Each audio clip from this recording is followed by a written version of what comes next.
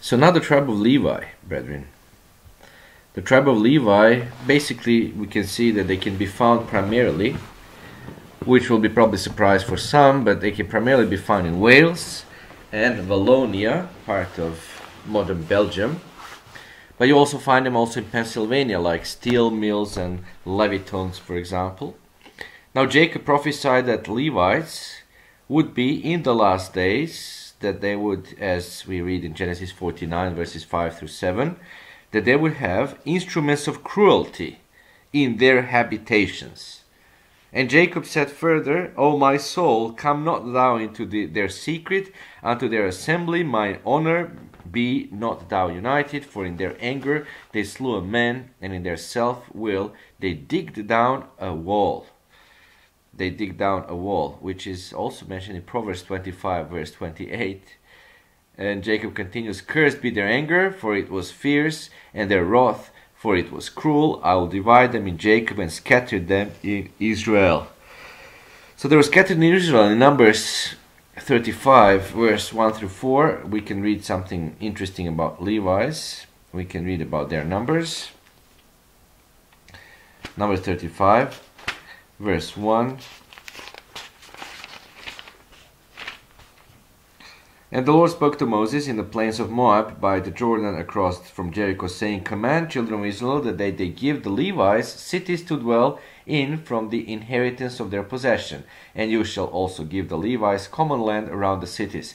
They shall have the cities to dwell in, and their common land shall be for their cattle, for their herds, and for all their animals. The common land of the cities which you will give the Levites shall extend from the wall of the city outward 1,000 cubits all around. And then in Joshua chapter 21, verses 1 through 4, we see how this was later indeed implemented. Now other alternate readings of these verses are verses we read in Genesis chapter 49, verse 5 through 7. O my soul, stay away from them. May I never be a party to their wicked plans. For in their anger they murdered a man, and maimed or hamstrung oxen, and maimed oxen just for fun. Or they also destroyed a town well. As we can read in the town well was, one destruction was in Jerusalem. We can read about that in Lamentations. Now how was this prophecy of Jacob, brethren, fulfilled in our times? And how it is being fulfilled now in modern day Israel. Well, here is from the New Book of Knowledge, page 129, volume 2. Liège, the city of Liège in Wallonia, produces firearms. You see, instruments of cruelty in their habitations, brethren. Collier's Encyclopedia, volume 4. Large munitions factories are concentrated at Herstal and Liège. The world's finest military rifle, the .381 caliber Springfield SAR-48, is an exact model of the Belgian-designed FAL-LIR rifle, one of the world's most time-honored battle rifles. Like the original FAL, the SAR-48 is a quality-built, combat-proven performer. Interesting enough. Academic American Encyclopedia, volumes 11.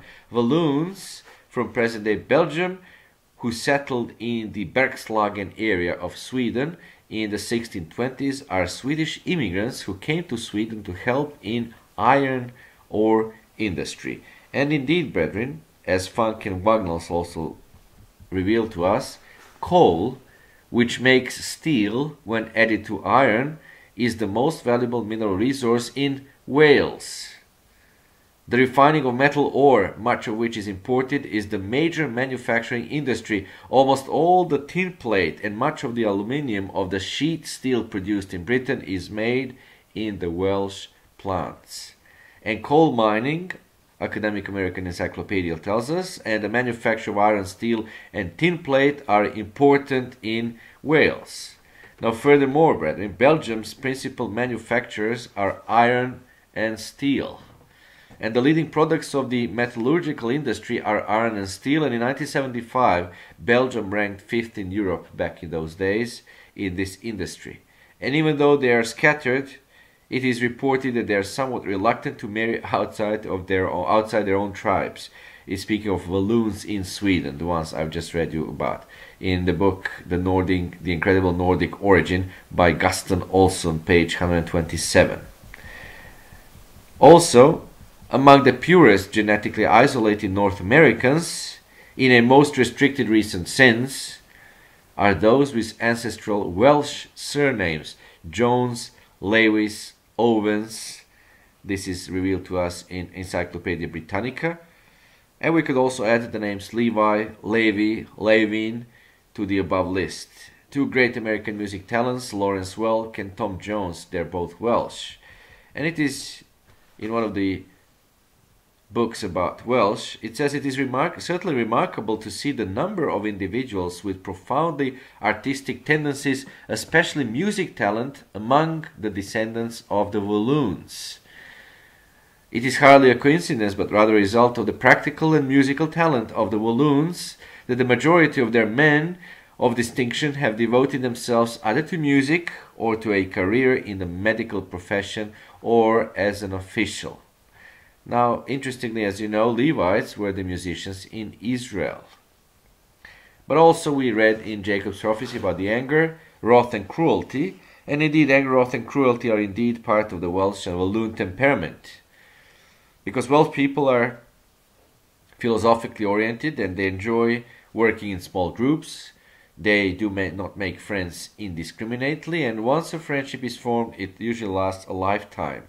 Keeping one's word is extremely important to the Welsh. Once an agreement is made, it is kept. We read about this in Culturegram Wales in 1986. The same publication speaks about Walloons.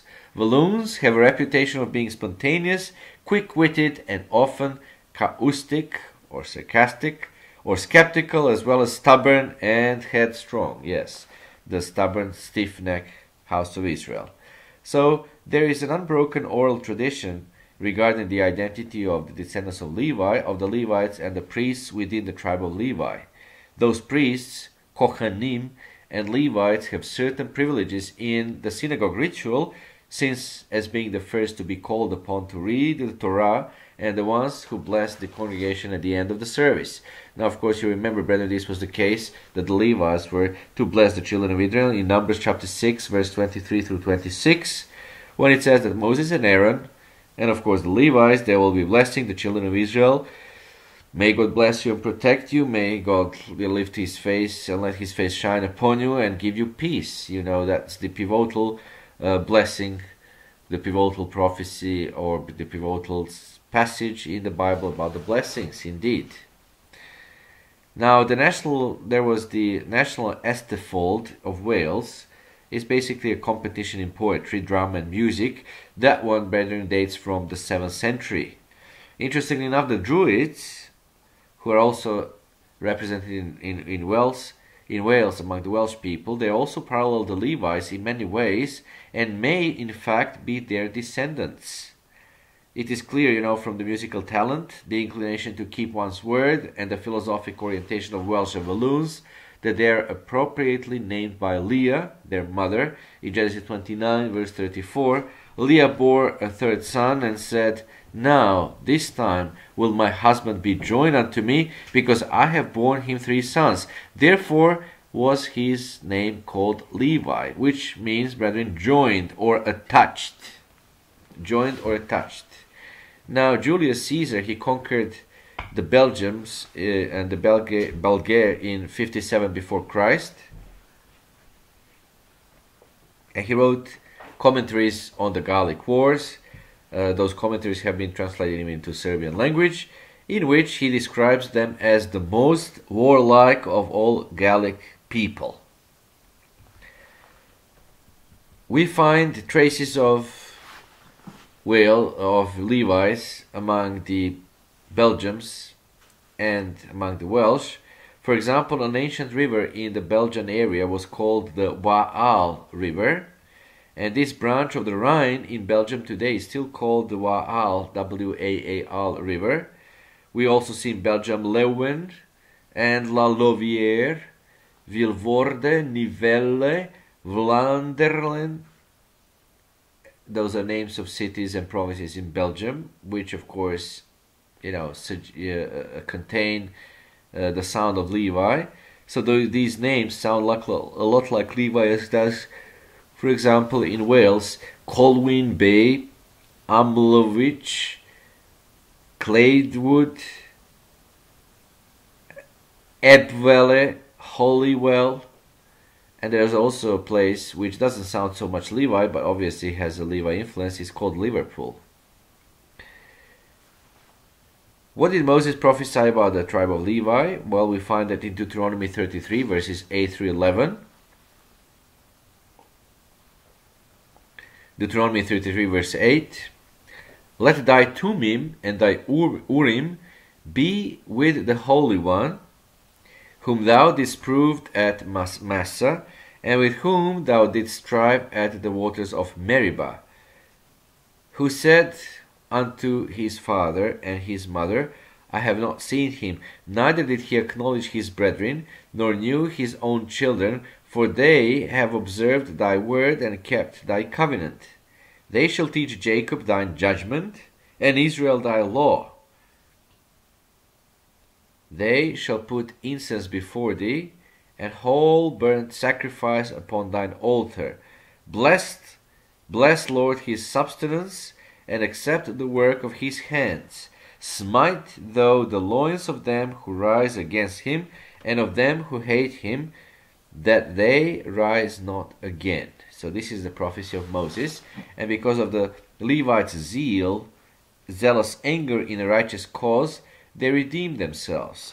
They were very zealous with Moses back in Exodus chapter 25, when they gathered around Moses and executed his order. Exodus chapter 25.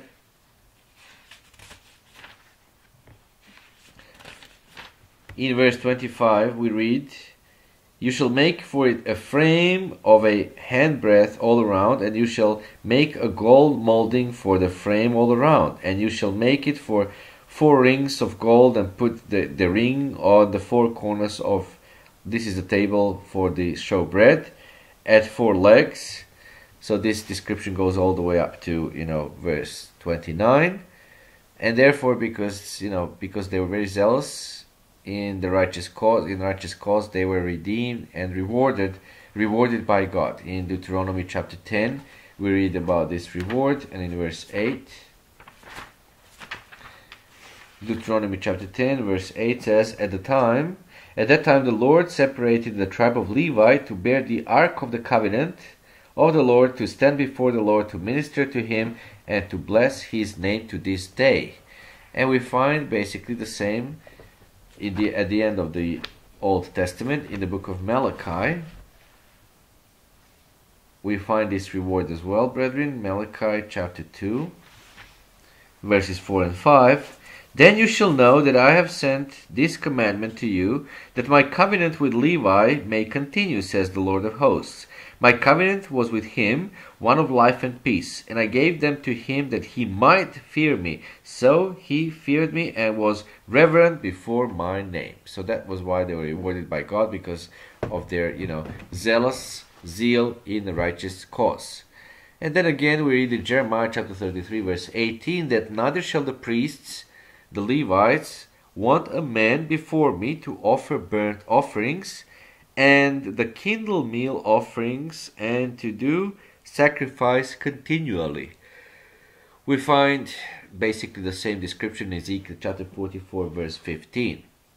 In Deuteronomy 10, verse 9, it says, The eternal is his inheritance. Now, in time, this was fulfilled in the right to bear the Ark of the Covenant and care for the items in the tabernacle. So priests of Aaron, brethren, offered sacrifices. So this was in type, fulfilled in ancient Israel. Now these scriptures, in figurative sense, imply that modern clergymen and priests and rabbis will have a large percentage of Levites within their ranks. Judah of Kerioth, the one who betrayed Christ, was probably a Levite, since Kerioth is a city of refuge. It's mentioned in Joshua 20, verse 7 and 8. There were several cities of refuge, and like Shechem, Kedesh, Kiryat Arba, modern Hebron, Eburones, Bezer, Ramoth, Golan. Now, interestingly enough, that the Benjamites, just as a passing comment, also have been unusually prolific in Christianity. You find them that they were there to help to be the light as another tribe that was left to Judah in 1 Kings 11:34. In Malachi chapter 5 verse 14, we find that they're also to be the light to the world. And 11 of the 12 apostles, the original apostles, were Benjamites because they lived in Galilee. Paul was also a Benjamite. Yes, he was of the of Judaism. Before he was converted, he was of the Jewish faith, but nevertheless he was Benjamite, as he writes to the book of Philippians. So that's about the Levites. Their brethren basically found in Wallonia, and they're found in Wales today. Anciently, there were some other traces there about Levi. For example, the ancient inhabitants of Gallia Transpadana were called Levi, and also there was a province of Armenia Minor which was called Laviana. Also, Lempriere's classical dictionary tells us that the Druids, the ministers of religion among the ancient Gauls and Britons, their name is derived from the Greek word an oak. And interestingly enough, that a book, One Man's Destiny, page 289, says the Druids were the true religion. Well, obviously they were not. They were pagans, but nevertheless they were certainly descendants, obviously, of those who were supposed to practice true religion. So hopefully now, brethren, as we understand the Bible prophecy, we're coming to see, as I said, how in our day and age, in these last days, the prophecies of Jacob are being fulfilled. They are, when it comes to Levi, they're basically fulfilled, certainly, in Wallonia, the part of Belgium, and also in Wales.